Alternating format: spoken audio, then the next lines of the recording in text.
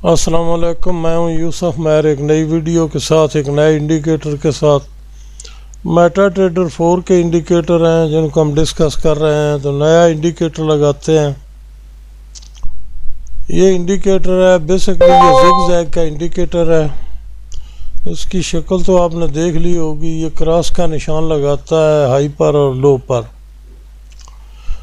Zigzag का indicator है। इसको शेप तब्दील किया हुआ है। जब स्ट्रेटजी बनाते हैं तो उस वक़्त ऐसे इंडिकेटर की ज़रूरत पड़ती है, क्योंकि कई किस्म के जिग-जैग जैसे इंडिकेटर लगाने पड़ते हैं। तो इस तरह का इंडिकेटर जो है वो आपको काम देगा। इसकी प्रॉपर्टी में देख लेते हैं। ये इसकी प्रॉपर्टी है। हिस्ट्री 1500 रखी हुई है और 34 का जिग-जैग का पीरियड रखा हुआ है। तो इसके साथ टारगेट भी होते हैं, मैंने ऑफ किए हुए हैं। अगर ट्रू कर दें तो वो टारगेट्स भी आपको नज़र आएंगे। जिस तरह अभी आपको यहाँ नज़र आएंगे, ये टारगेट्स हैं इसके। ये एक बिल्कुल बारीक बारीक से हैं। एक टारगेट ये है, टारगेट लाइन, और ये एक टारगेट लाइन है। इसी तरह एक ये येलो कलर की है टारगेट लाइन, ये भी आप इधर देख सकते हैं। ये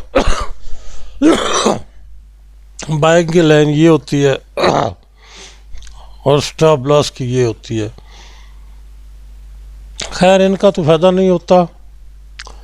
असल में चीज़ जो है ना वो ये है कि ये जिग-जैग की जगह पर काम कर सकता है। अगर आप 34 की जिग-जैग लगाएंगे, उसकी जगह पर अगर ये लगा लेते हैं तो दोनों एक ही चीज़ है।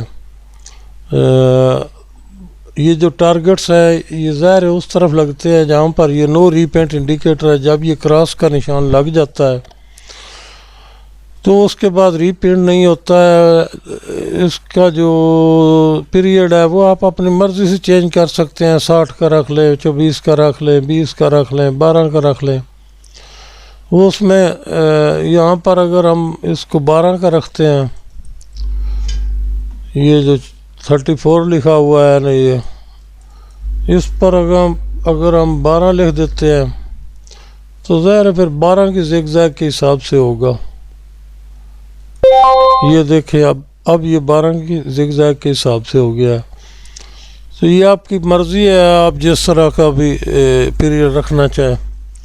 60 का रखना हो तो वो भी रख सकते हैं। अगर टारगेट्स का फ़ायदा कोई नहीं है, उसकी वजह यह है कि ये टारगेट्स कोई थोड़ा ही करता है, बस ये तो जिग-जैग के हिसाब से चलता है। इसका फ़ायदा सिर्फ ये है कि जहाँ पर ये लग जाता है ना, उसके बाद आप स्ट्रेटजी समझ लेते हैं। लगता बड़ी देर के बाद है, इतनी जल्दी नहीं लग जाता। जिस तरह जिग-जैग लगती है ना, बिल्कुल वही चीज़ ये होता है। मैं आपको चेक करवा देता हूँ जिग-जैग इसकी, उसके बाद इसके बारे में मज़ीद डिस्कस करते हैं। ये जो है 60 की जिग-जैग है, इसको भी 34 कर लेते हैं। 34 जिग-जैग कर ली तो ओके कर दिया। तो आप ये देख रहे हैं, इस जिग-जैग का मैंने ऑलरेडी इंडिकेटर अपलोड किया हुआ है। इसका फ़ायदा ये होता है कि आपको पता चल जाता है कि जिग-जैग कब चेंज हुई। यहाँ पर ये जिग-जैग जो डाउन आई थी, इस क्रॉस के से लेकर जब यहाँ पहुँची इस कैंडल पर, तो जिग-जैग लग गई।